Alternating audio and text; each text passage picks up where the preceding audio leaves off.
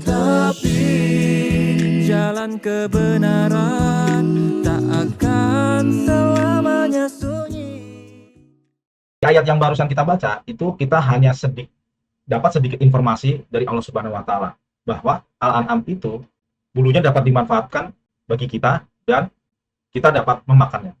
Nah, dari sini kan kita berkesimpulan kalau ayam, bebek, angsa, kelinci itu juga bulunya bisa dimanfaatkan. Apakah itu juga disebut Al-An'am? Oleh karena itu, mari kita rujuk kembali Quran Surat Az-Zumar ayat 6, agar kita lebih mendapatkan penjelasan yang spesifik lagi mengenai apa itu Al-An'am. Kita buka ya, Quran Surat Az-Zumar ayat 6.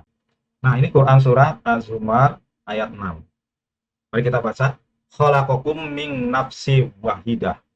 Dia menciptakan kalian dari nafsin, diri yang satu, wahidah. Summa ja'ala, kemudian dia menjadikan minha zaujaha, daripadanya pasangannya.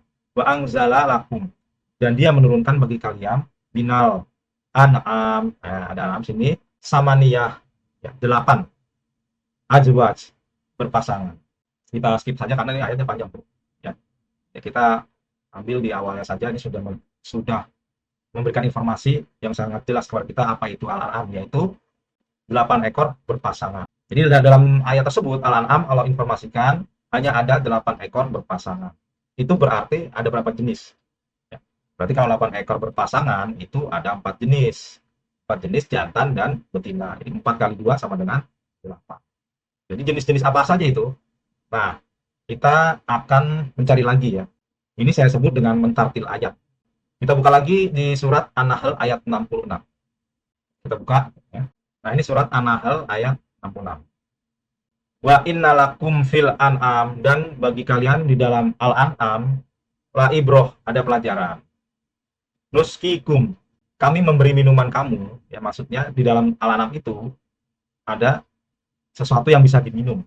Mimma fi butunih, dari apa yang ada di dalam perutnya. Nah, sesuatu yang bisa diminum di dalam perut Al-An'am itu kita sekarang menyebutnya susu. Min baini, dari antara fasi wa dami, kotoran dan darah. Nah, ini labanan, nah, disebut susu. Khaliso sa'iwo, bersih dan mudah. Lisaribin, bagi orang-orang yang meminumnya. Kita pause dulu.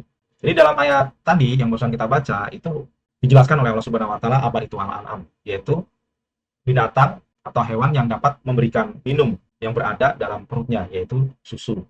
Berarti kita sudah bisa ambil kesimpulan kalau ayam itu yang tidak mempunyai susu, lalu bebek, ya entok, itu juga tidak mempunyai susu, ya tidak bisa kita minum, itu tidak termasuk dalam kategori Al-An'am dan tidak bisa dikorbankan.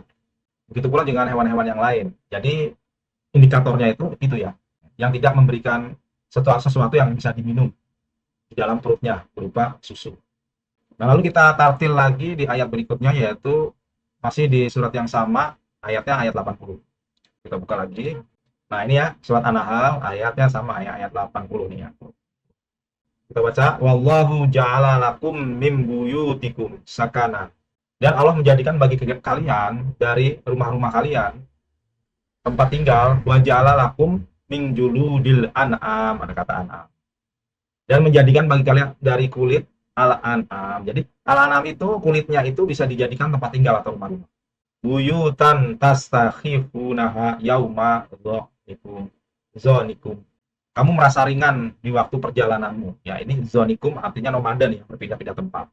Jadi bisa dipindah-pindahkan tuh ya, kulitnya itu. Bisa dijadikan rumah, dilipat dan dipindah-pindahkan. Wa yauma iqamatikum, dan hari atau di waktu berhentimu ya. Berarti berarti bermukim atau menetap. Udah sampai sini ya, karena ini ayat panjang. Kita pause dulu. Di ayat yang barusan kita baca itu menjelaskan bahwa Al-An'am Allah informasikan bahwa kulitnya itu dapat dijadikan rumah atau kemah-kemah yang sangat ringan dan dapat dibawa berjalan atau nomaden, berpindah-pindah tempat, dan juga dapat digunakan bermukim atau menetap. Nah, berarti kita sudah bisa ambil kesimpulan tuh kalau ayam, bebek, angsa, entok, babi ya itu nggak bisa ya disebut Al-An'am dan tidak bisa dijadikan kurban. Kita cari lebih spesifik lagi apa kata Al-An'am tersebut. Kita tartil lagi di Quran surat Al-An'am ayat 142. Kita buka ayatnya. Nah, ini ya Al-An'am ayat 142.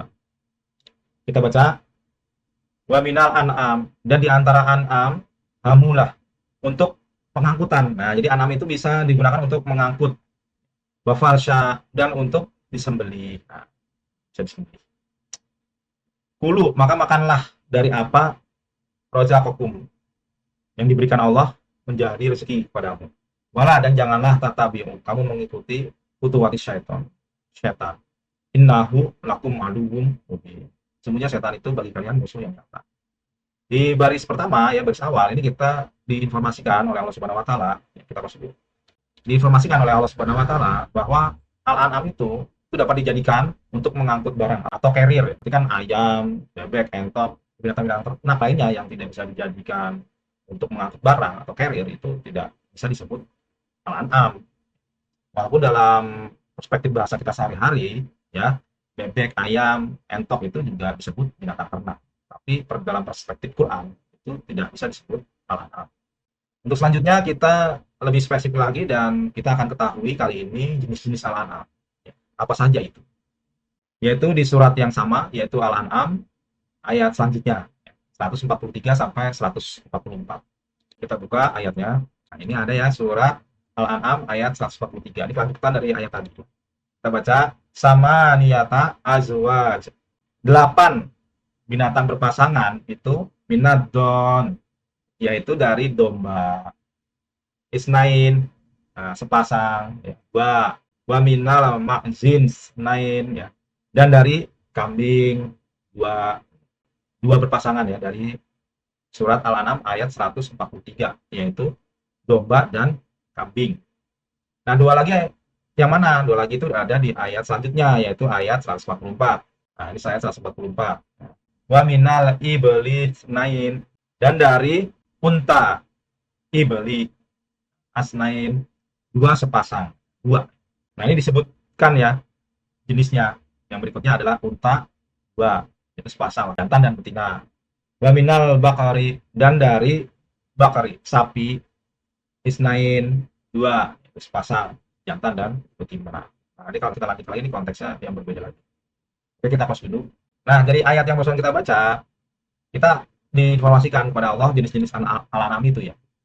Yaitu pertama domba, yang kedua kambing, yang ketiga onta, dan yang keempat sapi atau lembu.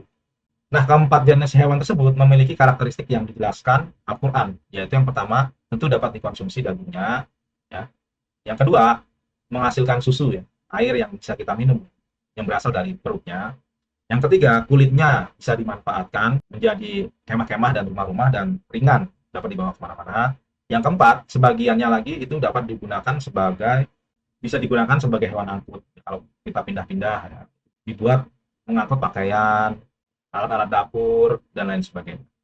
Dan yang kelima, terdiri dari 8 pasangan, yaitu jantan dan betina. Jadi dalam berkorban itu tidak ada spesifik jenis kelamin khusus ya.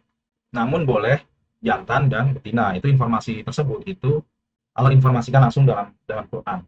Ya. Kalaupun misalnya betina tidak lazim dalam berkorban, itu tidak menjadikannya tidak boleh atau haram. Ya. Tetap apabila mau berkorban dengan hewan betina, itu boleh. Dari sini kita bisa ambil kesimpulan bahwa selain 4 jenis itu tidaklah bisa disebut sebagai al-an'am. Walaupun dalam kehidupan sehari-hari kita yang disebut hewan ternak itu lebih dari 4 jenis tersebut. Selanjutnya kita masuk ke penyembelihan dan pemberian. Jadi pada kajian sebelumnya ya yang tadi barusan kita pelajari itu kita telah sama-sama mengetahui sejarah korban dari kisah anak-anak Adam, Nabi Ibrahim dan Ismail, dan tentunya juga kita telah ketahui hewan secara spesifik menurut Allah yang diterangkan dalam Al-Quran itu yang boleh dikorbankan. Selanjutnya kita akan mengkaji tentang penyembelihan dan pemberian. Jadi sembelihan menurut Al-Quran itu tentunya memiliki beberapa syarat. Yang diantaranya yang pertama menyebut asma Allah. Itu ada di Quran surat Al-Maidah ayat 3, Al-An'am ayat 121, Al-Hajj ayat 34, dan Quran surat Al-Baqarah ayat 173. Nah, kita buka saja salah satu yaitu di surat Al-Baqarah ayat 173. Kita buka ya ayatnya. Nah, ini surat Al-Baqarah ayat 173 ya. Kita baca, innama harrama alaikumul maitata waddama walahmal khinjir wa ma uhilla bihi li ghairillah. Sampai sini ini panjang ya.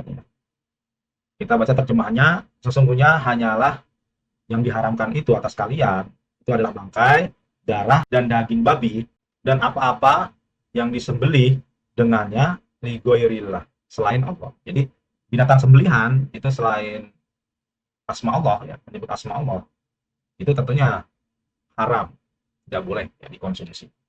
Jadi syarat pertama yaitu menyebut asma Allah dalam proses penyembelihan hewan kurban. Kita pause dulu ya. Nah, yang kedua itu adalah dengan cara yang baik. Itu dalilnya ada di Quran surat Al-Baqarah ayat 195 dan Quran surat Al-Isra ayat 7. Kita buka di surat Al-Baqarah ayat 195. Nah, ini ya Quran surat Al-Baqarah ayat 195. Kita baca wa anfiqu fi sabilillah, dan berinfaklah di jalan Allah.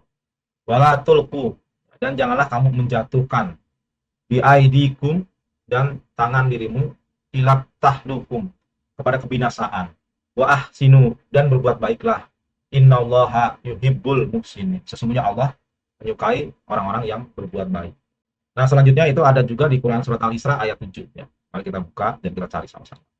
Kita baca in ahsangtum li anfusikum ya. Ini artinya jika kamu berbuat baik ya, kamu berbuat baik bagi dirimu sendiri ya.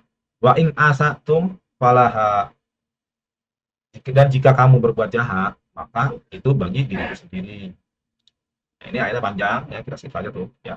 Ya, ini kita kenapa saya skip ya? Ini durasi ya. Kalau kita baca semua ini tambah panjang nanti membosankan.